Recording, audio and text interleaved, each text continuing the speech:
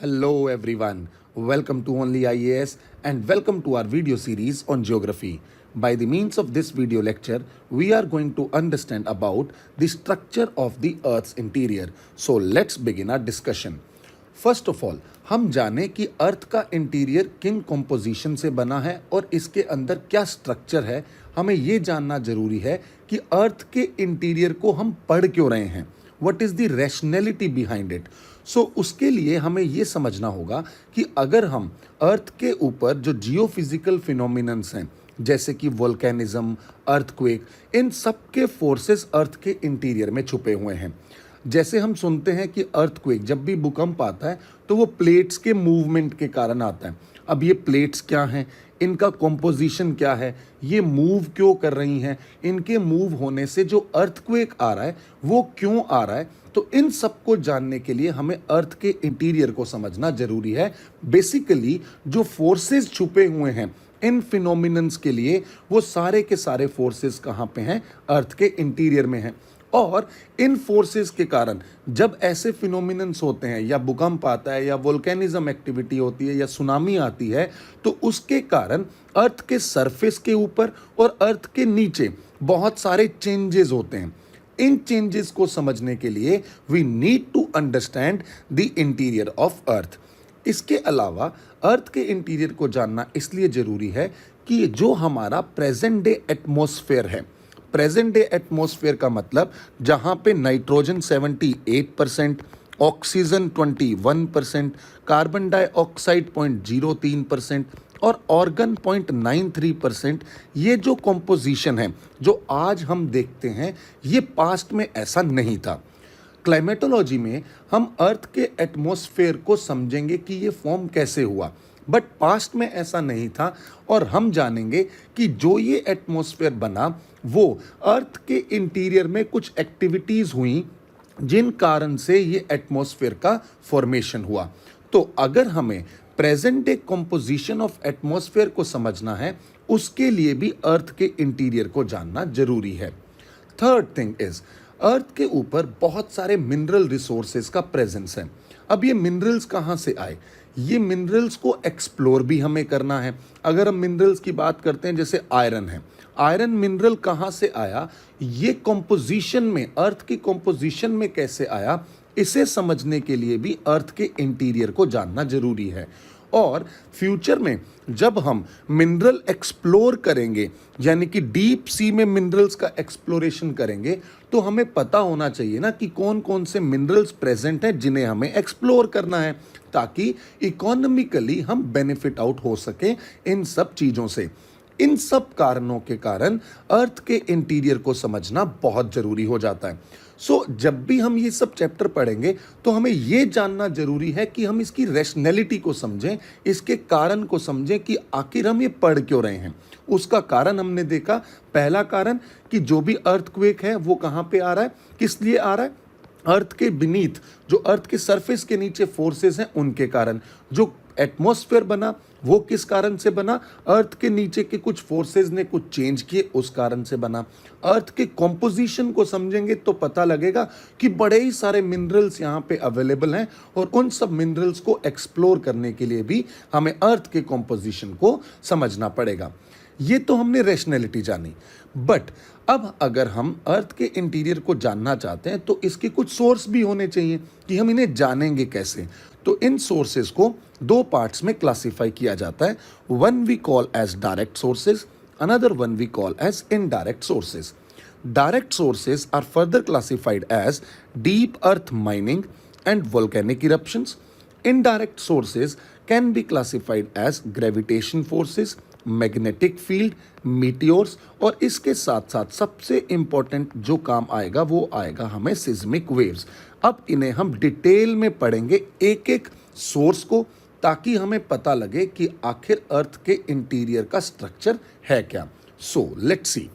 First of all we need to understand the direct sources. Direct sources का मतलब ये है कि हम डायरेक्टली अर्थ की माइनिंग कर दें डीप सी माइनिंग करें या अर्थ के ऊपर बहुत सारे हम ड्रिलिंग प्रोजेक्ट्स चलाएं, माइंस खोदें, जिससे हमें क्या पता लग जाएगा, अर्थ के कॉम्पोजिशन का पता लग जाएगा। कैसे? लेट से मैंने कोई एक माइन लगाई यहाँ पे, उस माइन से कोई मिनरल एक्सप्लोर किया, उस मिनरल के एक्सप्लोरेशन से मुझे पता लग जाएगा कि अच्छा ये मिनरल्स अर्थ के इंटीरियर में थे, तो अर्थ का कॉम्पोजिशन ये होगा, राइट। बट ये डीप माइनिंग जो हम कर रहे हैं, इसके बहुत बड़ी एक लिमिटेशन है। लिमिटेशन क्या है कि हम जैसे जैसे इंटीरियर ऑफ अर्थ में जाते रहेंगे, वैसे वैसे टेम्परेचर और प्रेशर बढ़ता रहता है। अब अगर टेम्परेचर प्रेशर बढ़ता रहता है तो हमारी एक लिमिटेशन है कि हम 12 किलोमीटर डीप तक ही जा सकते हैं, राइट। अगर हम इतनी ही डेप्थ तक जा सकते हैं, बट हमें ये मालूम है कि अर्थ का जो रेडियस है वो है 6371 किलोमीटर्स। इस इंफॉर्मेशन को आप याद रखें। मतलब अर्थ तो बहुत डीप है, बट हम कहाँ तक जा पा रहे हैं? सिर्फ 12 किलोमीटर तक। तो क्या आप ये कह सकते हैं कि जो ये डीप माइन हम डायरेक्टली, जो ये डायरेक्ट सोर्सेज से जो माइनिंग कर रहे हैं, ये एक सिग्निफिकेंट सोर्स होगा? नहीं, ये सिग्निफिकेंट सोर्स नहीं होगा अर्थ के इंटीरियर को जानने का, क्योंकि we are limited just about to 12 kilometer and the earth's radius is around 6371 kilometer, जिसके सामने 12 किलोमीटर तो कुछ भी नहीं है। सो हमें ये समझना है कि जब हम डीप अर्थ माइनिंग करते हैं, ड्रिलिंग करते हैं, इनसे हमें क्या पता लग जाता है कि जो भी रॉक्स हैं नीचे, उनका कॉम्पोजिशन क्या है। अब रॉक्स का कॉम्पोजिशन तो हमने जान लिया, उसमें अगर हम माइंस प्रोजेक्ट की बात करते हैं तो जैसे पोनेंग गोल्ड माइन और टाओटोना गोल्ड माइन जो साउथ अफ्रीका में है, ये डीपेस्ट माइन है। अब ये डीपेस्ट माइन पहुंची कहाँ तक? 3.9 किलोमीटर तक। और अगर हमने ड्रिलिंग किया, डीपेस्ट ड्रिलिंग भी किया, यानी कि ओशियन सरफेस पे एक प्रोजेक्ट लगाया गया था, इंटीग्रेटेड ओशियनिक प्रोजेक्ट। उस ओशियनिक प्रोजेक्ट में जब ड्रिलिंग किया गया तो मैक्सिमम हम 12 किलोमीटर तक ही पहुंच पाए, उसके नीचे तो हम जा ही नहीं पाए। तो ये जो चीज़ है, ये एक लिमिटेशन बन के सामने आती है। अगर हम बात करते हैं एम्पोनिंग गोल्ड माइंस की, जो कि साउथ अफ्रीका में है, इसकी लोकेशन हमें याद रखनी बड़ी ज़रूरी है, क्योंकि ये डायरेक्ट पूछा भी जा सकता है प्रीलिम्स में। ये एक डीपेस्ट माइन है। किसकी माइन है? गोल्ड की माइन है। तो इससे हमें ये तो पता लग गया कि अर्थ के अंदर जो इंटीरियर में अगर हम माइनिंग कर रहे हैं तो वहाँ पे हमें गोल्ड मिल रहा है। तो अर्थ की जो रॉक्स है, उनका कॉम्पोजिशन में गोल्ड का प्रेजेंस तो होगा ही होगा। और इसकी डेप्थ कितनी है? मात्र 3.9 किलोमीटर, यानी अराउंड 4 किलोमीटर्स तक हम जा पा रहे हैं, which is really really insignificant as far as direct source deep mining is concern. On the other hand, अब अगर हम बात करते हैं मेजर इनडायरेक्ट सोर्सेज से पहले दूसरे डायरेक्ट सोर्स की, जो कि है वोल्केनिक इरप्शन। वोल्केनिक इरप्शन का मतलब ये है कि अर्थ के इंटीरियर में हम सबको पता है कि लावा का प्रेजेंस है, जिसे हम मैग्मा भी कहते हैं। अब ये मैग्मा और लावा का डिफरेंस मैं यहीं पे क्लियर कर देना चाहता हूँ। When ever I will use word magma, magma तब कहलाएगा जब वो अर्थ के अंदर है। जब वो बाहर आ जाएगा तब हम उसे कहते हैं लावा। हमने अपने बचपन में बहुत सारी ऐसे पिक्चर्स देखी होंगी जहाँ पे वोल्केनोज आ रहे हैं, मतलब जो अर्थ के अंदर का मैग्मा है वो इरप्ट होके बाहर आ रहा है, राइट। अगर ये अर्थ के अंदर से मैग्मा बाहर आ रहा है तो हमें डायरेक्टली इस मैग्मा का जब सॉलिडिफिकेशन होगा, यानी कि जब ये मैग्मा बाहर आया, बाहर आने के बाद ये ठंडा हुआ, कूल डाउन होने के बाद ये सॉलिडिफाई हो गया। जब इसका सॉलिडिफिकेशन हुआ, उसकी कॉम्पोजिशन, उससे जो भी हम मिनरल्स हैं, वो जो रॉक्स बनेंगी, उनकी कॉम्पोजिशन को देख के बता सकते हैं, है कि नहीं, कि कौन कौन सी कॉम्पोजिशन, कौन कौन से मिनरल्स प्रेजेंट थे अर्थ के इंटीरियर में, क्योंकि ये लावा आया कहाँ से? अर्थ के इंटीरियर से। तो इससे भी तो पता लग जाएगा। और इसकी तो कोई लिमिटेशन भी नहीं है। नहीं, यहाँ पे भी हम गलत साबित होते हैं, क्योंकि इसकी भी एक लिमिटेशन है। वो लिमिटेशन ये है कि वी डोंट नो कि ये वोल्केनिक मैग्मा जो है, ये मैग्मा कितनी डेप्थ से आया है, हमें थोड़ी पता है। क्या पता वो मैग्मा 10 किलोमीटर से ही आया हो, क्या पता वो मैग्मा 3000 किलोमीटर से आया हो। तो इसके बारे में हमें मालूम थोड़ी है। If we don't know about these two things, then we need to understand कि अर्थ के इंटीरियर में ये मैग्मा है कहाँ पे।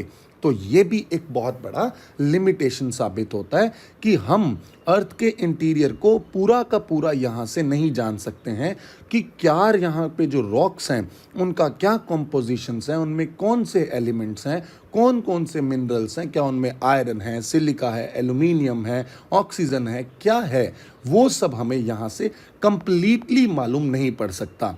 That's why these sources are relatively insignificant as we will compare these sources with the indirect sources. Now let's begin with some indirect sources. Indirect sources ऐसे हैं जिन्हें हम डायरेक्टली नहीं कर पा रहे हैं ऑब्जर्व, राइट. अब डायरेक्टली ऑब्जर्व नहीं कर पा रहे हैं बट ये बहुत बड़ा एक रेलेवेंस साबित करेंगे इंफॉर्मेशन देने के लिए इंटीरियर ऑफ अर्थ की. जैसे कि दो सबसे इंपॉर्टेंट इनडायरेक्ट सोर्सेज जिन्हें हम समझना चाहते हैं, one is temperature, another one is pressure. उसके बाद meteors, third is gravitation and fourth is seismic wave. इन सबको हम वन बाय वन डिटेल में पढ़ेंगे और देखेंगे जब हम सबको कंबाइन करते हैं ना तो हमें बहुत सारी इंफॉर्मेशन मिलेगी. And at the end of the day we will be concluding that yes, earth का इंटीरियर ऐसे बना हुआ है with the help of the seismic waves. But every single indirect source will provide some information to us. Let's start and let's try and extract those informations from these indirect sources. The very first indirect source that we talked about is temperature and pressure. Very important and very interesting to know. हम ये लोग जानते हैं कि जब जब हम interior of अर्थ में जा रहे हैं टेम्परेचर इंक्रीज होता है. बट ये टेम्परेचर इंक्रीज हो क्यों रहा है, इसका कारण क्या है? इसका कारण ये है कि अर्थ के इंटीरियर में बहुत सारे ऐसे मिनरल्स हैं जो कि रेडियो एक्टिविटी शो करते हैं. रेडियो एक्टिविटी का मतलब जो कि हीट रिलीज करेंगे, और बहुत सारी हीट रिलीज करने के कारण, इन रेडियो एक्टिविटी के कारण जो अर्थ के इंटीरियर का टेम्परेचर है वो इंक्रीज होता है. इसीलिए it is being observe that after 32 meters, हर 32 मीटर के बाद 1 डिग्री सेल्सियस चेंज हो जाता है, राइज हो जाता है अगर हम इंटीरियर ऑफ अर्थ में जा रहे हैं. अब ये जो रेडियो एक्टिविटी जो मिनरल शो कर रहे हैं ये हैवी मिनरल्स होते हैं. और दूसरी बात, यहाँ पे कुछ केमिकल कॉम्पोजिशन ऐसे हैं, कुछ केमिकल एक्टिविटी, कुछ केमिकल रिएक्शंस ऐसी चल रही हैं जो कि हीट रिलीज करती हैं.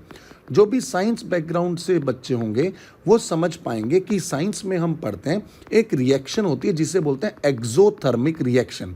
हमें घबराना नहीं है, ह्यूमैनिटीज़ के स्टूडेंट प्लीज़ घबराएं ना, ये बड़े बड़े भारी भारी शब्द हैं बट नहीं, हमें इन्हें याद नहीं रखना. बट समझना ये है कि एक्सोथर्मिक रिएक्शंस वो रिएक्शन होती हैं जब भी कोई भी रिएक्शन होगी वो हीट रिलीज करती हैं. वो हीट एब्जॉर्ब नहीं करती, हीट रिलीज करती हैं. जैसे आपने देखा होगा जब चूने के अंदर हम पानी डालते हैं तो वो धुआं निकलता है ना, तो वो एक एक्सोथर्मिक रिएक्शन है. वो क्यों निकलता है? क्योंकि वो हीट रिलीज करता है, राइट. ऐसे ही कुछ कॉम्पोजिशन और मिनरल्स और एलिमेंट्स प्रेजेंट हैं अर्थ के इंटीरियर में जिनकी केमिकल रिएक्शंस और एक्टिविटी के कारण हीट रिलीज होती है.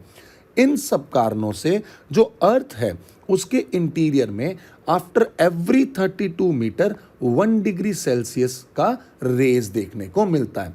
समझ में आ रहा है सबको? Yes, right. सो नेक्स्ट हम अगर बात करें प्रेशर, तो ये तो टेम्परेचर का रोल हुआ, क्योंकि टेम्परेचर ने हमें ये इंफॉर्मेशन दे दी कि जैसे जैसे हम नीचे जाएंगे वैसे वैसे सब कुछ क्या है, टेम्परेचर इंक्रीज हो रहा है. अगर टेम्परेचर इंक्रीज हो रहा है तो हमें ये मालूम पड़ेगा कि अर्थ के इंटीरियर में या तो जो स्ट्रक्चर है वो सॉलिड फॉर्म में होगी या लिक्विड फॉर्म में होगी, राइट. या तो सॉलिड फॉर्म में होगी या लिक्विड फॉर्म में होगी. गैसेस तो नीचे सर्वाइव कर ही नहीं पा रही हैं क्योंकि गैसेस क्या हैं, गैसेस तो बड़ी हल्की होती हैं और जो भी हल्की चीज़ है वो तो वैसे ही बाहर निकल जाएगी. तो बच क्या गया, या तो अर्थ का इंटीरियर सॉलिड है या अर्थ का इंटीरियर लिक्विड है. ये एक इंफॉर्मेशन हमें टेम्परेचर से मिली. बट जब हम इस कंडीशन को प्रेशर के साथ क्लब करेंगे तब हमें मालूम पड़ेगा कि yes, this is also one of the most significant source to understand the interior of earth. जैसे कि जब हम अर्थ के इंटीरियर में जाते जा रहे हैं, लेट्स से हम नीचे नीचे नीचे जाते जा रहे हैं, तो जो ये वाला पॉइंट है, पॉइंट ए, और ये पॉइंट बी, पॉइंट बी के ऊपर तो सिर्फ इस लेयर का ही प्रेशर है और पॉइंट ए के ऊपर इतनी सारी लेयर्स का प्रेशर आ रहा है, यानी कि जो भी पॉइंट जितना डीप डाउन हमें मिलेगा उसके ऊपर ओवरलाइंग रॉक्स का जो प्रेशर है वो भी बढ़ता रहेगा। ओवरलाइंग रॉक्स का प्रेशर बढ़ता रहेगा, फोर्स बढ़ता रहेगा। अब ये एक इंफॉर्मेशन आपको याद रखनी है कि प्रेशर जब भी बढ़ता है, जब भी प्रेशर बढ़ता है मेल्टिंग पॉइंट भी बढ़ जाता है। ये इंफॉर्मेशन आप याद रखें, प्रेशर के इंक्रीज होने से मेल्टिंग पॉइंट इंक्रीज हो जाता है। अब अगर मैं ये कह रहा हूं कि जितना हम डीप डाउन अर्थ में जाते जा रहे हैं टेम्परेचर इंक्रीज हो रहा है, तो मुझे कोई ये भी तो कह सकता है कि सर ये सारा टेम्परेचर अगर इंक्रीज हो रहा है तो सारा का सारा मटेरियल जो अर्थ के अंदर मौजूद है वो तो लिक्विड फॉर्म में होना चाहिए, सब मेल्ट हो जाना चाहिए। बट मैं कहता हूँ नहीं, वो मेल्ट इसलिए नहीं होता क्योंकि टेम्परेचर के बढ़ने के साथ साथ प्रेशर भी बढ़ता जा रहा है। अगर टेम्परेचर इंक्रीज हो रहा है तो प्रेशर भी तो इंक्रीज हो रहा है। इस कारण से टेम्परेचर और प्रेशर दोनों मिलके ये डिसाइड करते हैं कि अर्थ के इंटीरियर में you will find solid structure और लिक्विड स्ट्रक्चर। जब टेम्परेचर प्रेशर को ओवर पावर कर जाएगा ना, तब हम कह देंगे कि सब कुछ कहाँ पे है, लिक्विड स्टेज में है। जब प्रेशर टेम्परेचर को ओवर पावर कर जाएगा तब हम कहेंगे सब कुछ सॉलिड स्टेज में है। I hope you got this point. I am repeating this again. Please try and understand. Temperature is not the single factor which is determining whether the structure of interior is made up of solid state और liquid state. Y? Because हमें ऐसा लगता है कि temperature increase होता जा रहा है तो सब कुछ पिघल जाना चाहिए, सब कुछ मेल्ट हो जाना चाहिए। बट मैं कहता हूं कि इसके ऊपर प्रेशर भी तो बढ़ रहा है। प्रेशर बढ़ने के कारण चीज़ें मेल्ट नहीं होती हैं, राइट? क्यों? क्योंकि मेल्टिंग पॉइंट बढ़ जाता है। अगर चीज़ें मेल्ट नहीं होंगी तो हमें देखना पड़ेगा कि कौन किसको ओवर पावर कर रहा है। अगर प्रेशर ने ओवर पावर कर दिया मतलब वो मेल्ट नहीं होने देगा, यानी कि हमें सॉलिड स्टेट मिल जाएगी। अगर टेम्परेचर ने प्रेशर को ओवर पावर कर दिया तो क्या होगा?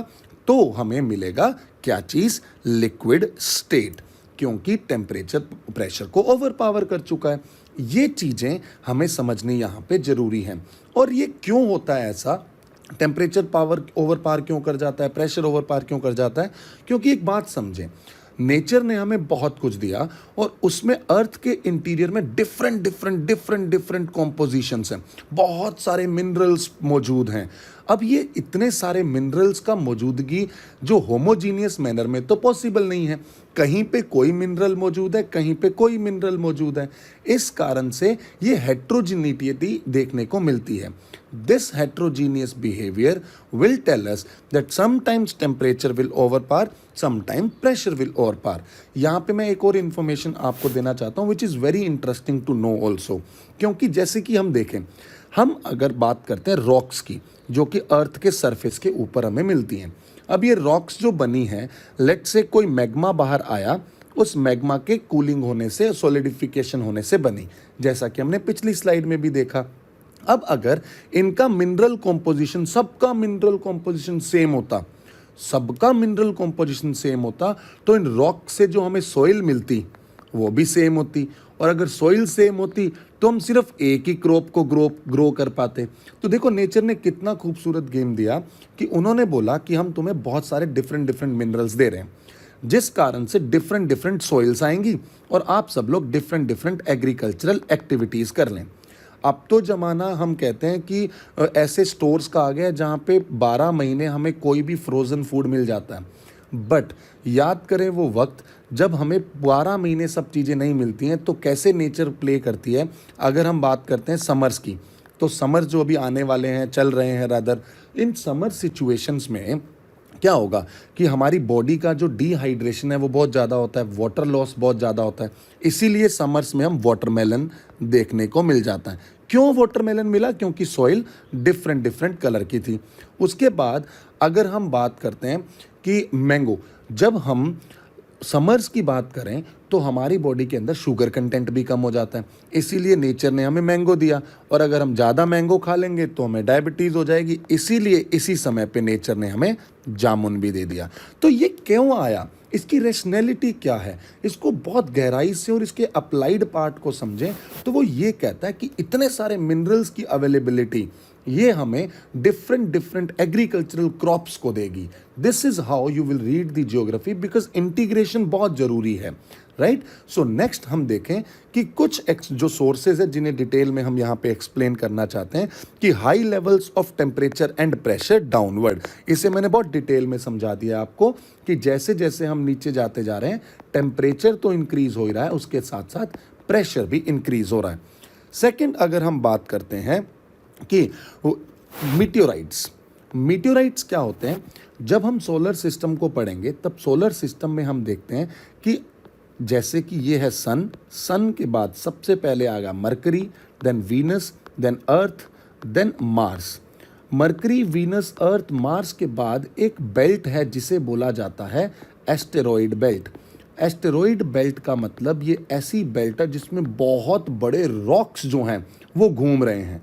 अब ये रॉक्स इतने बड़े बड़े रॉक्स है जो घूम रहे हैं, और ये कभी कभी क्या करते हैं, अर्थ की ओर ट्रैवल करना स्टार्ट करते हैं।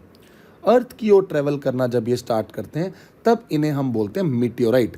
ये जो एस्टेरॉइड बेल्ट के जो रॉक्स हैं अर्थ के ऊपर जब आएंगे तब होगा क्या, अर्थ के ऊपर है एटमॉस्फेयर।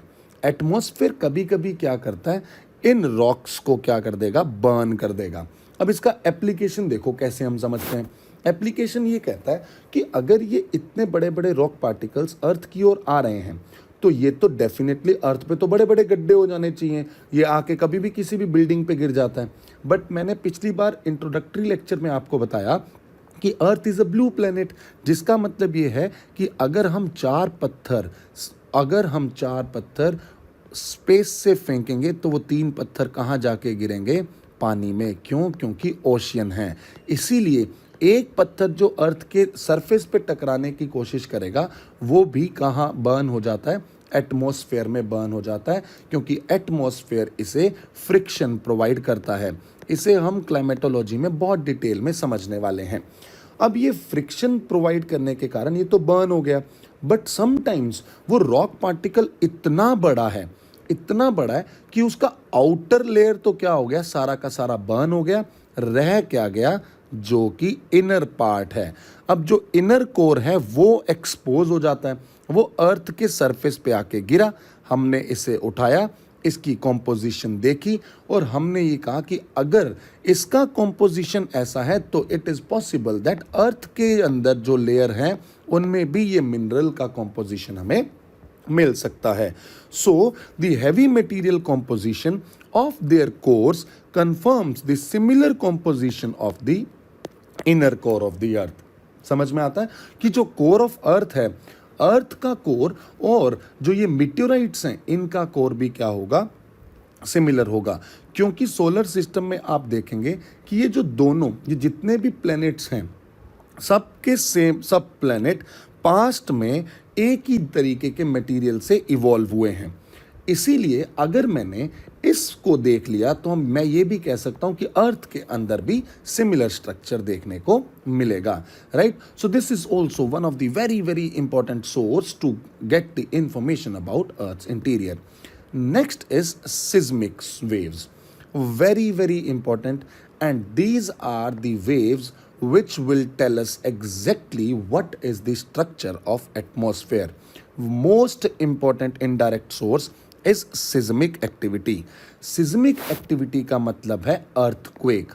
जब भी हम seismic word use करेंगे it will be in relation to earthquake. The major understanding of the internal structure of earth will be given to us by the study of these waves, but we need to understand how these waves are being generated, how these waves are being formed, and इसके कारण हमें complete picture देखने को मिलेगी layered interior की। तो अब हम सबसे पहले समझने की कोशिश करते हैं इन इंटीरियर की लेयर को। लेट्स से ये अर्थ है, अर्थ के इंटीरियर में बहुत सारी प्लेट्स हैं, इसके बारे में भी हम थोड़े समय में जानकारी हासिल कर लेंगे। बहुत सारी प्लेट्स हैं। इन प्लेट्स में क्या होता है, मूवमेंट होता है। अब ये मूवमेंट जब होता है तो यहाँ पे एनर्जी इंड्यूस होती है। अब ये मूवमेंट क्यों हुआ, इसके पीछे भी कुछ फोर्सेस हैं जो कि अर्थ के इंटीरियर में ही हैं। उन अर्थ के इंटीरियर के फोर्सेस को हम प्लेट टेक्टोनिक में बहुत ही करीबी से समझने की कोशिश करेंगे, बट यहाँ पे मैं सिर्फ एक छोटा सा ग्लिम्प्स देना चाहता हूँ आपको कि अर्थक्वेक आता कैसे है आखिर। जब ये प्लेट्स मूव करते हैं, जबकि हम सब लोग जानते हैं कि प्लेट के मूवमेंट से अर्थक्वेक आते हैं, बट ये अर्थक्वेक जब आते हैं तो ये किस फॉर्म में आते हैं वो हमें समझना जरूरी है। So whenever these plates will move, these plates will release some energy. तो अगर मैं अर्थक्वेक की बात करता हूं तो अर्थक्वेक क्या है, shaking of earth surface, shaking of earth surface. अब ये अर्थ का सरफेस शेक क्यों कर रहा है, because of the release of energy, because of the release of energy. Why this energy is released? Because of the movement. अब ये movement हुआ, इस कारण से एनर्जी रिलीज हुई। बट जब ये एनर्जी रिलीज होती है, ये एनर्जी वेव्स की फॉर्म में रिलीज होती है। ये एनर्जी किस फॉर्म में रिलीज होती है, वेव्स की फॉर्म में। When this energy is released in the form of waves, we classify these waves into two parts. One we call as body waves, another one we call as surface waves. सबसे पहले हम इस picture को देखते हैं, तब हमें मालूम पड़ेगा। लेट्स से ये दो प्लेटें थी, एक प्लेट ये है, एक प्लेट ये है, इनके अंदर मूवमेंट हुआ। मूवमेंट होने के कारण ये एक ऐसा पॉइंट है, ये एक ऐसा पॉइंट है जहां से एनर्जी रिलीज हुई है। और ये जो एनर्जी रिलीज हुई है, आप सब लोग देख सकते हैं ये किस फॉर्म में जा रही है, वेव्स की फॉर्म में ये एनर्जी ट्रांसमिट होती है, आगे से आगे बढ़ती है। इन्हीं वेव्स को बोला जाता है, इन्हीं वेव्स को हम बोलते हैं सिस्मिक वेव्स। यही वेव्स कौन सी वेव्स हैं, सिस्मिक वेव्स। अब दो इंफॉर्मेशन जो मैं आपको प्रोवाइड कर रहा हूं, उन्हें आप ध्यान से समझेंगे। सबसे पहले, the point from where the energy is released, जहां से एनर्जी रिलीज हुई है, जिस पॉइंट से, उस पॉइंट को बोला जाता है हाइपोसेंटर। उसको बोलते हैं हाइपोसेंटर या फोकस। क्योंकि हम सबको ये कंफ्यूजन हो जाता है कि जब भी अर्थक्वेक आता है कि पूरी की पूरी दुनिया बात करती है एपिसेंटर की, तो एपिसेंटर क्या होता है, हाइपोसेंटर हमेशा अर्थ के इंटीरियर में है, हमेशा अर्थ के इंटीरियर में। ऑन द अदर हैंड, इस हाइपोसेंटर से नियरेस्ट डिस्टेंस पे जो पॉइंट सरफेस के ऊपर होगा उसे बोलेंगे एपिसेंटर। एपिसेंटर कहाँ पे है, अर्थ के सरफेस के ऊपर, और हाइपोसेंटर कहाँ पे है, अर्थ के अंदर। और जो अर्थ के अंदर जहाँ सबसे ज़्यादा एनर्जी रिलीज हुई है, उसका इम्पैक्ट सबसे ज़्यादा कहाँ पे होगा, जो उसका नियरेस्ट डिस्टेंस होगा, यानी कि ये परपेंडिकुलर डिस्टेंस। इसीलिए एपिसेंटर बताया जाता है ऐसी जगह जहाँ पे सबसे ज़्यादा इम्पैक्ट होता है अर्थक्वेक का, राइट। अब यहाँ से एनर्जी जो रिलीज हुई, ये डिफरेंट डिफरेंट वेव्स की फॉर्म में रिलीज हुई, और इन वेव्स को हमने बोला seismic waves. Now these seismic waves can be classified into two parts, one we call as body waves, another one we call as surface waves. Body waves का मतलब ये है कि ये इंटीरियर में है, यानी कि बॉडी में है, अर्थ की बॉडी में है। और सरफेस वेव्स वो वेव्स हैं जो कि कहाँ पे मिलेंगी हमें, अर्थ के सरफेस पे मिलेंगी, जो अर्थ के अबव आएंगी, उन वेव्स को बोलेंगे सरफेस वेव्स। बट एक बात ध्यान रखें, होता यह है कि जैसा हमने पिछली स्लाइड में बात किया कि अर्थ के ऊपर बहुत सारे डिफरेंट डिफरेंट मिनरल्स हैं, बहुत सारी डिफरेंट डिफरेंट रॉक्स हैं। तो जब यहाँ से बॉडी वेव्स चलना स्टार्ट हुई, जब ये वेव्स स्टार्ट होती हैं, रिलीज करती हैं एनर्जी, ये डिफरेंट डिफरेंट रॉक्स के साथ क्या आती हैं, इंटरैक्ट करती हैं। जब ये डिफरेंट रॉक्स के साथ इंटरैक्शन करेंगी, तब ये बॉडी वेव्स किस में बदल जाएंगी, सरफेस वेव्स में। सरफेस पे आते ही जब बॉडी वेव्स को हम क्या बोलेंगे, surface waves. So basically energy release हुई बॉडी वेव्स की फॉर्म में, वो डिफरेंट डिफरेंट रॉक्स के साथ इंटरैक्ट करती करती करती करती जब सरफेस पे पहुंचेगी, तब हम उन्हें बोलेंगे surface waves.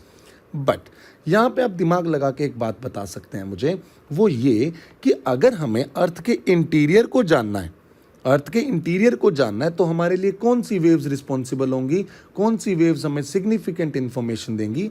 Body waves. Very good. So the body waves will give us the information related to the interior of the earth. अब ये इंफॉर्मेशन देंगी कैसे, उसे समझने की कोशिश करते हैं। सी, उससे पहले हम थोड़ा सा ड्राफ्ट पढ़ते हैं, then we will proceed further. Under intense pressure, जो अर्थक्वेक आता क्यों है उसको भी हम समझ लेते हैं। जो अगर हमने बहुत ज़्यादा इंटेंस प्रेशर देखा तो जो रॉक्स की लेयर हैं वो क्या करती हैं, बहुत सारे मूवमेंट होते हैं जिनके कारण फ्रिक्शन डेवलप होता है। अब जब ये फ्रिक्शन डेवलप होगा, this friction force will be released in the form of energy. So this causes release of energy. और ये एनर्जी ट्रेवल करती है वेव्स की फॉर्म में सभी डायरेक्शंस में, और जिस पॉइंट से एनर्जी रिलीज होती है उसे बोला जाता है हाइपोसेंटर या फोकस। हाइपोसेंटर या फोकस। और जब ये एनर्जी वेव ट्रैवल करते करते डिफरेंट डायरेक्शंस में, जब ये डिफरेंट डायरेक्शंस में ट्रैवल कर रही हैं, रॉक्स के साथ इंटरेक्ट कर रही हैं, और जब ये सरफेस पे पहुंचेंगी तो जो नियरेस्ट डिस्टेंस होगा उसे बोला जाएगा एपी सेंटर। और एपी सेंटर वो है it is the first one two experience the wave, और ये पॉइंट डायरेक्टली फोकस के अबव होता है, क्योंकि मैंने आपको बता दिया कि नियरेस्ट डिस्टेंस कौन सा होगा, परपेंडिकुलर डिस्टेंस। इसीलिए फोकस से सबसे नज़दीक पॉइंट क्या कहलाएगा, एपी सेंटर। सो ये तो इन्फॉर्मेशन हमने जान ली। अब ये है पिक्चर जिसकी सहायता से आप बहुत क्लियरली समझ सकते हैं कि ये फोकस है, तो इसके ऊपर का जो पॉइंट होगा ये होगा तुम्हारा एपी सेंटर। नेक्स्ट अब हम बात करना चाहते हैं अर्थक्वेक वेव्स की। देखो, जितने भी अर्थक्वेक्स हैं वो सारे के सारे 200 किलोमीटर जो अर्थ का सरफेस है वहीं से उनका ओरिजिनेशन है। बट ये अर्थक्वेक जो है, ये जो रिलीज ऑफ एनर्जी है किस फॉर्म में है, वेव की फॉर्म में है। इस वेव को हमने बोला सिज्मिक वेव। Seismic wave. और we have developed such instruments जो कि इन वेव्स को क्या करते हैं, रिकॉर्ड कर लेते हैं। जब इन वेव्स को रिकॉर्ड करेंगे तभी तो हमें पता लगता है एपिसेंटर कितना स्केल पे आया, रिक्टर स्केल पे आया। जब ये रिकॉर्ड करने के लिए इंस्ट्रूमेंट की हम बात करें तो वो इंस्ट्रूमेंट है seismograph. Seismograph is the instrument which records the seismic waves, right. जब ये सिज्मिक वेव सरफेस पे पहुंचेंगी, और सरफेस पे हमने एक ऐसा इंस्ट्रूमेंट लगा रखा है, ये वाला। ये इंस्ट्रूमेंट इसे क्या करेगा, कैच करेगा और प्रिडिक्ट करेगा कि क्या क्या जो इन्फॉर्मेशन है हमें मिल सकती है। दूसरी बात, जो अर्थक्वेक वेव्स हैं, जैसा कि हमने देखा कि ये क्लासिफाई की जा सकती हैं दो पार्ट्स में। One we call as body waves, another one we call as surface waves. Body waves are those waves which travel interior to the earth, and surface waves are those waves which gets generated after the interaction of rocks with the body waves after reaching the surface. Then they are termed as surface waves. So body waves are generated due to release of energy and the focus and move in all direction, traveling through body of the earth. Body के अंदर travel कर रहे हैं, इसीलिए body waves कहते हैं। और when the body waves interact with the surface rocks and generate new set of waves, they are called surface waves. और ये कहाँ पे ट्रेवल करेंगी, सरफेस के अलोंग ट्रेवल करेंगी। बस ये तो कुछ इंफॉर्मेशन है जिससे हमें मालूम पड़ा कि सिज्मिक वेव्स और अर्थक्वेक वेव्स होती क्या हैं। बट अभी भी हमारा जो टारगेट है वो ये जानना है कि इंटीरियर ऑफ अर्थ बना कैसे हुआ है, इंटीरियर ऑफ अर्थ का कॉम्पोजिशन आखिर है क्या, उसकी स्ट्रक्चर क्या है, और ये वेव्स हमें कैसे मदद करने वाली हैं। The help the earthquake waves can do to us is very important to understand. Listen to me carefully. These waves have different characteristics. In waves की different characteristics के कारण हमें पता लगेगा स्ट्रक्चर कैसा है। जैसे कि जब भी ये वेव ट्रेवल करेंगी डिफरेंट मटेरियल से, हर मटेरियल से दूसरे मटेरियल में जाते ही इनकी वेलोसिटी में कुछ चेंजेस आएंगे, राइट। इनकी क्योंकि अब क्या है, हर जगह पे स्टिफनेस अलग है, राइट। और हर जगह पे इलास्टिसिटी भी अलग है। जहाँ पे इलास्टिसिटी ज़्यादा होगी वहाँ पे वेलोसिटी भी ज़्यादा होगी। इसको हम थोड़ी देर में समझने की कोशिश करते हैं जब हम पी वेव और एस वेव का कंपैरिजन करेंगे। तो यहाँ पे हम देखते हैं इनकी कैरेक्टरिस्टिक्स को। सबसे पहले हमने बात बोला कि जो अर्थक्वेक है, the earthquake is what, wait for a while guys, जो अर्थक्वेक है, earthquake is nothing but the shaking of surface of earth. This shaking is because of the energy released. अब ये जो एनर्जी रिलीज हुई है, ये energy release क्यों हुई है, किस फॉर्म में हुई है, in the form of waves. These waves can be classified into two parts, body waves and surface waves. Now we are going to talk about body waves. अब ये body waves क्या हैं, इनको समझने की कोशिश करते हैं। देखिए, जब भी ये वेव्स ट्रेवल करती हैं तो इनकी डिफरेंट कैरेक्टरिस्टिक्स होती हैं। अब बॉडी वेव्स फर्दर क्लासीफाई की जाती हैं दो पार्ट्स में। एक तो बोलते हैं हम पी वेव, एक बोलते हैं हम एस वेव। बेसिकली जब भी ये एनर्जी रिलीज हुई, इसमें कुछ वेव्स ऐसी हैं जो कि बहुत ही फास्ट स्पीड से मूव करती हैं और अर्थ की सरफेस पे सबसे पहले पहुंच जाती हैं। अर्थ की सरफेस पे सबसे पहले पहुंचने के कारण इन्हें बोला जाता है प्राइमरी वेव, और इनकी वेलोसिटी क्या है, बहुत ही ज़्यादा है, राइट। अब इसको मैं कैसे समझा सकता हूँ, ध्यान से सुनना। जब भी अर्थक्वेक आता है तब आपने देखा होगा कि हमेशा ऐसा तो नहीं है कि बिल्डिंग्स गिर जाती हैं, नहीं। सबसे पहले आपने वर्ड सुने होंगे ट्रेमर्स। ये जो ट्रेमर्स हैं, ट्रेमर्स मतलब हल्के झटके जो हैं, वो क्या हैं, जब पी वेव सबसे पहले आके पहुंचती है अर्थ के सरफेस पे, तब हमें छोटा सा एक झटका मिलता है। सो this is nothing but the P wave, right. उसके बाद एस वेव की जो स्पीड है कंपैरेटिवली स्लो है।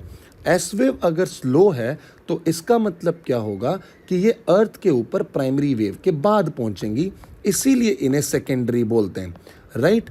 Primary waves are those waves which are reaching to the surface at the earliest, सबसे पहले पहुंचने वाली हैं, that's why they are termed as primary wave. Secondary waves are comparatively slower than the primary wave and they reach to the surface after the primary wave. That's why they are termed as secondary wave. तो पहले जब energy release हुई, energy release होने के कारण हमें पहला झटका मिला, that is P wave. S wave आएगी, दूसरा झटका आया, this is comparatively more stronger, right. अब क्या होगा, ये दूसरा झटका आया एस वेव। एस वेव भले ही बाद में पहुंच रही है बट इम्पैक्ट ज़्यादा है, राइट। प्राइमरी वेव आया, फिर ये दूसरा झटका आया एस वेव। अब ये primary wave, secondary wave will interact with the rocks. जब ये रॉक्स के साथ इंटरैक्ट करेंगी, सरफेस पे ये पहुंच चुकी हैं। आप मुझे बता सकते हैं अब इन वेव्स को मैं क्या नाम दूंगा? Now I will call them as the surface waves. और please everyone tell me which wave will be responsible for the destruction over the surface of earth? Definitely the surface waves. Surface waves he waves होंगी जो कि पूरे के पूरे building material को हिलाने में काम करेंगी। इसीलिए हम यहाँ पे बात करते हैं, जब भी पी वेव आया तो ये है P wave, then secondary wave and then the surface wave. So P wave, S wave, and this we call as the surface wave. Always remember this. So P wave faster है, S wave comparatively slower है, surface waves comparatively बहुत ज़्यादा destructive हैं। But हमारे को जो information अर्थ के interior की चाहिए, तो हमारे लिए रिस्पॉन्सिबल वेव्स कौन सी होंगी? प्राइमरी वेव और सेकेंडरी वेव। सरफेस वेव्स तो क्या करेंगी? डिस्ट्रक्शन करेंगी। क्यों? After the interaction with the rocks, interaction with the rocks, right. ये हो गया एक बेसिक इंफॉर्मेशन। सो हमने बार बार यही बात बोली है कि जो एनर्जी है वो वेव्स की फॉर्म में रिलीज हो रही है। ये वेव्स बॉडी वेव्स हैं और सरफेस वेव्स हैं। बॉडी वेव्स जो हैं वो प्राइमरी और सेकेंडरी हैं। ज्योग्राफी ऑप्शनल में हम सरफेस वेव्स को भी फर्दर क्लासीफाई करते हैं, बट हमारे स्ट्रक्चर के हिसाब से, जनरल स्टडीज़ के स्ट्रक्चर के हिसाब से हम देखेंगे तो ये सरफेस वेव्स को इतना ज़्यादा रेलेवेंस नहीं देते हम, क्योंकि हमें जो इन्फॉर्मेशन मिलनी है इंटीरियर ऑफ अर्थ की वो मिलनी है प्राइमरी और सेकेंडरी वेव से। But still, we will not leave any stone unturned. We will also discuss certain aspects of surface waves. So please be patient and be with me, because now I am going to tell you the difference between primary and secondary wave, and this difference will tell us the entire structure of the interior of Earth. So the very first difference here is the very first difference between primary and secondary wave. Let's see, we will make the table. Primary wave वो waves हैं जो कि सबसे पहले पहुंचती हैं, reaching to the surface first. ये बाद में पहुंचती हैं, ये सेकंड में पहुंचती हैं, इसीलिए इन्हें बोला जाता है प्राइमरी और इन्हें बोला जाता है सेकेंडरी, राइट। सेकेंड डिफरेंस अगर हम बात करें, primary waves are longitudinal in nature and secondary waves are transverse in nature. अब ये दोनों वर्ड क्या हैं, बड़ी समस्या आती है इन्हें समझने में। तो सबसे पहले हम लॉन्गिट्यूडिनल वर्ड को समझते हैं। लॉन्गिट्यूडिनल समझने का मतलब ये है कि अगर हमने कभी साइकिल स्टैंड को ध्यान से देखा होगा, जहाँ पे बहुत सारी साइकिल्स खड़ी हैं एक साथ ऐसे ऐसे ऐसे ऐसे करके, राइट। अगर मैं एक साइकिल को धक्का देता हूँ तो सारी साइकिल जब मूव करेंगी कहाँ पे, इस साइड में गिरने लगेंगी, इजंट इट? Definitely yes. वो कौन सी वेव्स होती हैं? लॉन्गिट्यूडिनल। मतलब ऐसी वेव जो कि एक दूसरे को पुश एंड पुल करके, आगे स्क्वीज करके और फिर कॉन्ट्रैक्ट करके, स्क्वीज करके फिर मतलब उसको एक्सपेंड करके, यानी कि ऐसे ऐसे मूव कर रही हैं एक डायरेक्शन में, तो इसे बोला जाता है longitudinal wave. So basically remember always, longitudinal waves are those waves which are running parallel, जिसमें पार्टिकल का जो मोशन है, ये पार्टिकल भी इधर मूव कर रहा है और वेव भी इधर मूव कर रही है। So particle motion is parallel to the motion of wave और द प्रोपेगेशन ऑफ वेव। हमेशा लॉन्गिट्यूडिनल को समझने के लिए साइकिल स्टैंड को याद रखें। क्यों? क्योंकि मुझे मालूम है कि जैसे ही मैं एक साइकिल को धक्का दूंगा, सारी की सारी साइकिल्स एक वेवी फॉर्म में गिरने लगेंगी। जनरली हम कंफ्यूज रहते हैं क्यों इन सब में, क्योंकि हमारे दिमाग में पिक्चर वेव का ऐसा है। नहीं, हमेशा वेव्स ऐसी नहीं होती हैं। वेव्स ऐसे ऐसे करके भी आगे पीछे आगे पीछे आगे पीछे आगे पीछे करके भी ट्रैवल करती हैं, ऐसे ऐसे ऐसे और ऐसे।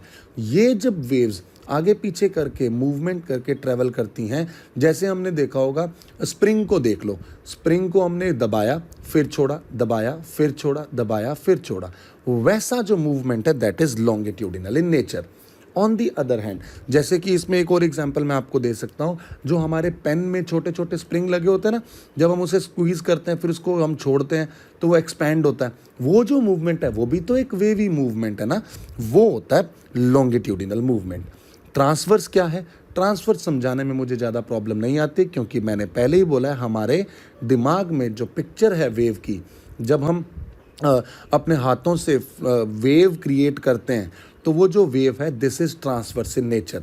इसमें आप ध्यान से देखेंगे वेव तो इधर मूव कर रही है, बट पार्टिकल कहाँ जा रहे हैं? ऊपर नीचे ऊपर नीचे ऊपर नीचे। सो पार्टिकल मोशन जो है, particle motion is perpendicular to the wave propagation. So this is how we can realize that ये जो movement है वो ट्रांसवर्स है। डन, ये एक डिफरेंस हुआ। सबसे important third difference, primary wave can travel through solid, liquid and gases, but secondary wave सिर्फ और सिर्फ सॉलिड में ट्रेवल करती हैं, ये लिक्विड और गैस में ट्रेवल नहीं करती। इनकी प्रॉपर्टीज ऐसी हैं। जो ट्रांसवर्स वेव्स है ना, वो शेयर स्ट्रेंथ पे डिपेंड करता है, इतना हमें साइंस में जाने की ज़रूरत भी नहीं है, but we just need to remember one thing, that secondary wave travels only through the solid, primary wave travels through the solid, liquid और गैसेस।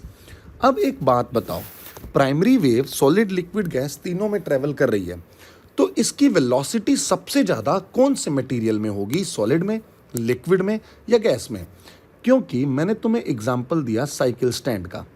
अगर मैं कहता हूँ साइकिलें बहुत ही सटी हुई खड़ी हैं, तो मैं छोटा सा भी फोर्स लगाऊंगा ना, सारी की सारी साइकिलें गिरने लग जाएंगी। बट अगर मान लो मैंने एक साइकिल यहाँ खड़ी करी, एक यहाँ खड़ी करी और तीसरी यहाँ खड़ी करी, तो इट इज़ लेस प्रोबेबल कि ये साइकिल का वेव कंप्लीटली आगे बढ़ पाए। इसका मतलब ये है कि अगर सॉलिड की हम बात करते हैं तो सॉलिड में पार्टिकल्स क्या बहुत क्लोजली स्पेस्ड होते हैं, लिक्विड में पार्टिकल्स बहुत दूर दूर स्पेस्ड हैं और गैस में तो बहुत ही ज़्यादा दूर होते हैं। तो अगर हम सॉलिड की बात कर रहे हैं where particles are closely spaced with each other, what does it indicate? Closely spaced अगर हैं तो इसका इंडिकेशन ये होगा कि यहाँ पे वेलोसिटी जो है सॉलिड में लिक्विड से क्या होगी, ज़्यादा होगी। और इसी प्रॉपर्टी से पूरा का पूरा इंटीरियर ऑफ अर्थ जो है स्ट्रक्चर को हम जान पाएंगे। क्यों? क्योंकि हमें मालूम पड़ेगा कि जैसे ही सिस्मोग्राफ पे रीडिंग फास्ट आने लग गया, मतलब जो प्राइमरी वेव है वो किस मीडियम से पास की होगी, सॉलिड मीडियम से। अगर वेलोसिटी में चेंज हुआ the medium would be liquid in nature. So that's how we can predict the interior. यहाँ पे तो ऐसा सवाल ही नहीं पैदा होता क्योंकि ये चली सिर्फ सॉलिड में रही है। और अगर मान लो ये अर्थ का इंटीरियर है, ठीक है, ये सॉलिड है पोर्शन, ये लिक्विड है, मान लिया, एजम्पशन ले रहे हैं। वेव अगर चली सेकेंडरी वेव, तो क्या सेकेंडरी वेव लिक्विड को क्रॉस कर पाएगी? नहीं क्रॉस कर पाएगी। इसीलिए हमें पता लगेगा कि अर्थ के अंदर बड़ी सारी लेयर्स हैं और कई लेयर ऐसी हैं जो सॉलिड फॉर्म में हैं और कई लेयर्स ऐसी हैं जो लिक्विड फॉर्म में हैं। So we need to understand that also, right. एक तो ये पार्ट हो गया। तीसरा, ये तो वेलोसिटी बताया हमें, but most important aspect is direction. And in our childhood days हमने एक एक्सपेरिमेंट किया होगा जिसमें लेट से अगर मैंने कांच के गिलास में पानी भरा है और if I dip a pencil into it, तो हमें वो पेंसिल टेढ़ी दिखाई देती है। क्यों? क्योंकि साइंस ये कहती है कि ये एक फिनोमिना होता है जिसे बोलते हैं रिफ्रैक्शन। रिफ्रैक्शन का मतलब जब भी कोई वेव एक मीडियम से दूसरे मीडियम में जाती है तो वो अपनी डायरेक्शन को चेंज कर लेती है। सिमिलर टू दैट, अगर मैं बोलूँ ये अर्थ का इंटीरियर है, लेट से ये सॉलिड पार्ट, ये लिक्विड पार्ट, जब भी कोई वेव लिक्विड में, देखो सेकेंडरी वेव तो जा ही नहीं सकती, जाएगा कौन? Primary wave. Primary wave will not just change its velocity, velocity तो कम हो जाएगी, उसके साथ साथ इसकी डायरेक्शन भी चेंज हो जाएगी। डायरेक्शन चेंज होने का कारण है रिफ्रैक्शन, राइट। सो इन दोनों इंफॉर्मेशन के हिसाब से वी कैन क्लियरली प्रिडिक्ट, हमें बहुत ही अच्छे से मालूम पड़ जाएगा कि इंटीरियर ऑफ अर्थ जो है वो कंसेंट्रिक लेयर से बना हुआ है, जिसमें कुछ लेयर्स ऐसी हैं जो सॉलिड स्टेट में हैं and some layers are in liquid state. So this is all about primary and secondary wave. So let's read the draft now. Behavior of earthquake waves. Earthquake waves are measured with the help of a seismograph. I told you एक instrument है and these are of three types. First is primary wave जिसे हम बोलते हैं P wave, and second is secondary wave which we call as S wave. Third is the surface waves or long waves or L waves. Surface waves, long waves और L waves, इनको भी हम detail में थोड़ी देर में discuss करेंगे। So first is, ये बात हमें पहले भी देखी है कि वेलोसिटी और डायरेक्शन चेंज होता है जब भी मीडियम चेंज होगा। क्यों? Velocity of solid, velocity of primary wave in solid is greater than velocity of primary wave in liquid. एक तो ये बात। सेकेंड थिंग हमने बोला ड्यू टू रिफ्रैक्शन, जो वेलोसिटी के साथ साथ क्या होगा, डायरेक्शन में भी चेंज देखने को मिलेगा। So understand this part beautifully so that you will be able to predict what kind of Earth's interior is made up of, right? When an earthquake or underground nuclear test send shock waves through the earth, the cooler areas which generally are rigid, cooler area rigid होते हैं, transmit these waves at a higher velocity than hotter areas. क्यों? क्योंकि cooler areas में जो density है वो ज़्यादा है. डेंसिटी ज़्यादा होने का मतलब क्या है? Particles are closely spaced. If the particles are closely spaced, what will it indicate? It indicate clearly one thing, and that is कि velocity of primary wave in solid is greater than velocity in liquid, right. और hotter areas में particle थोड़े दूर दूर हैं. तो ऐसे करके हमें क्या है, इंफॉर्मेशन पता लग जाएगी कि इन जो प्रॉपर्टीज़ हैं प्राइमरी वेव और सेकेंडरी वेव की जो प्रॉपर्टीज़ हैं, ये प्रॉपर्टीज़ हमें बता देंगी कि कैसे कैसे जो चेंजेस हैं या स्ट्रक्चर है वो हमें मिल रहा है. अगर हम प्राइमरी वेव की बात भी करते हैं तो मैंने बोला था ये लॉन्गिट्यूडन है, लॉन्गिट्यूडिनल इन नेचर है. लॉन्गिट्यूडिनल का मतलब याद है सबको? लॉन्गिट्यूडिनल का मतलब है कि वो कंप्रेशन और उसके बाद थोड़ा सा स्ट्रेचिंग, कंप्रेसिंग स्ट्रेचिंग से आगे बढ़ेंगी. बेसिकली वो बढ़ रही हैं ऐसे. लेट से this is the propagation of wave, और जो इनके पार्टिकल्स हैं वो ऐसे ऐसे ऐसे ऐसे ऐसे ऐसे साथ साथ आगे बढ़ रहे हैं, राइट. और अगर मैं बात करूं इनकी स्पीड की, अगर पार्टिकल्स ऐसे हुए तो स्पीड कंपैरेटिवली कम है, पार्टिकल ऐसे हुए तो स्पीड थोड़ी ज़्यादा है, और पार्टिकल बहुत ही क्लोजली स्पेस्ड हुए तो स्पीड इनकी बढ़ जाएगी. तो ये बात हमें याद रखनी है. सेकंड बात, पी वेव्स जो हैं ये फास्टेस्ट तो होती हैं, इसीलिए तो मैंने बोला जो पहला ट्रेमर है वो किसका है? पी वेव का. ये जो फास्टेस्ट है, बट इनकी इंटेंसिटी क्या होती है? बड़ी कम होती है, क्योंकि जो जितना जल्दी तेज पहुंचा कम एनर्जी लेके पहुंचा. जो सेकेंडरी वेव्स आएंगी वो थोड़ी सी धीरे आएंगी, बट उनकी इंटेंसिटी थोड़ी ज़्यादा होगी एस वेव से. But surface waves will be more intense then the P wave, S wave, right. तो ये है सरफेस वेव्स, राइट. तो ये तो हो गया इनका बिहेवियर. देखो अब फटाफट हम पढ़ते हैं. Longitudinal in nature, they are compressional waves, right. Particles of the medium vibrate along the direction of propagation. ये भी मैंने बता दिया, पार्टिकल्स जो है ऐसे ऐसे वाइब्रेट करेंगे और वेव भी ऐसे ऐसे चलेगी. P waves move faster and are the first to arrive at the surface. ये भी हमने देख लिया. These waves are of high frequency. High frequency होने के कारण इनकी इंटेंसिटी क्या है? कम है. ये भी हमने देख लिया. They can travel in all mediums, solids, liquids and gases. ये भी मैंने आपको बता दिया. इसके बाद there velocity will depend upon the elasticity of the material. अब ये शेडो जोन क्या है? बेसिकली उसकी डेंसिटी पे इनकी वेलोसिटी मैटर करेगी. अब ये जो डेंसिटी है इसके कारण जो वेलोसिटी चेंजेस हैं और डायरेक्शन चेंजेस हैं वो हमें एक नए कॉन्सेप्ट की ओर लेके चलेंगे जिसे बोला जाता है concept of shadow zone, which I will discuss a little letter, क्योंकि पहले हमें सेकेंडरी वेव्स के बारे में भी पढ़ लेना चाहिए. सेकेंडरी वेव्स ट्रांसवर्स वेव्स हैं, राइट. जो वाटर की रिपल्स होती हैं, एग्जैक्टली जो वाटर्स की रिपल्स होती हैं, ये सारी सेकेंडरी वेव्स हैं. ये after some time primary wave के थोड़े टाइम लैग के बाद पहुंचती हैं, इसलिए इन्हें सेकेंडरी वेव बोला जाता है. But they cannot pass through liquids or gases. Always remember, they can always pass through solids and solids, right. These waves are of high frequency waves. इनकी भी, ये भी high frequency waves हैं, इनकी भी intensity comparatively कम होती है, P wave से थोड़ी ज़्यादा होती है, right. Now let's understand the concept. Let's understand the concept how exactly we are getting to know about the interior of earth. Let's say if this is the earth, right, and now I am talking about secondary wave. मैं secondary wave की बात कर रहा हूँ. अर्थ के अंदर ये एक ऐसा पॉइंट है जहाँ से एनर्जी रिलीज हुई और सारी की सारी डायरेक्शन में ये एनर्जी चलना स्टार्ट हुई, राइट. बट मुझे क्या करना है?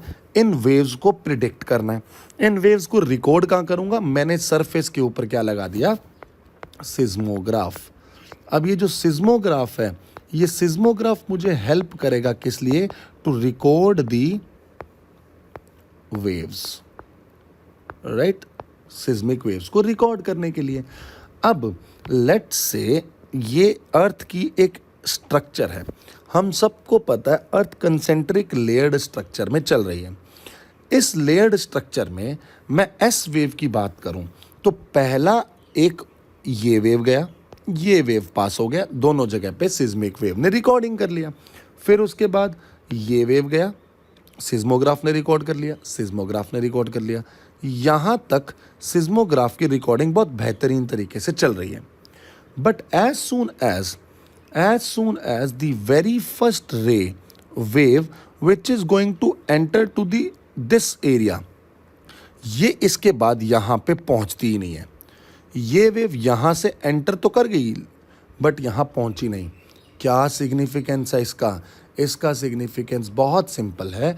वो ये कहता है कि एस वेव लिक्विड से पास नहीं कर सकती, इसीलिए एस वेव में जो बीच वाला पोर्शन है वो लिक्विड स्टेज में होगा। इस बात की हमें इंफॉर्मेशन यहाँ से मिली कि देखो ये S wave can not travel through this medium, इस मीडियम से एस वेव पास नहीं कर सकती, मतलब ये मीडियम सॉलिड नहीं लिक्विड होगा।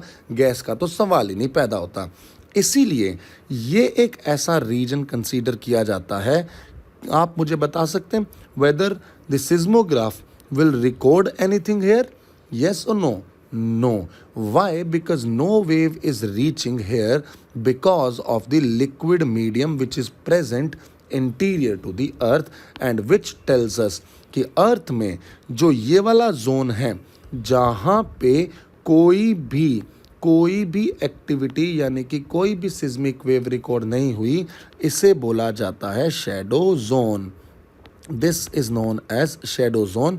और यहाँ पे 142 डिग्री से लेके 142 डिग्री तक शेडो जोन को डिफाइन किया जाता है, राइट। तो ये तो हो गई एक इन्फॉर्मेशन। देखो अब पहले तो हमें कुछ भी नहीं मालूम था ना, जब हम इनडायरेक्ट सोर्सेज की बात कर रहे थे, we did not even know about कि अर्थ के अंदर कुछ लेयर्स भी होंगी। हम तो सिर्फ कॉम्पोजिशन पे खेल रहे थे। बट यहाँ पे हमने देख लिया कि जो ये वेव ट्रेवल कर रही हैं ये सिर्फ और सिर्फ प्राइमरी सेकेंडरी वेव जो है सिर्फ और सिर्फ एक मीडियम से ट्रैवल कर रही हैं। इसका मतलब अर्थ के इंटीरियर में बहुत सारी चीज़ें ऐसी हैं जो कि लिक्विड स्टेज में, और इनडायरेक्ट सोर्स ने हमें इंफॉर्मेशन दी थी कि हाँ कुछ स्टेजेस ऐसी हैं जहाँ पे लिक्विड फोर्स लगेगा, लिक्विड में आएगी क्योंकि टेम्परेचर ओवर पार करेगा।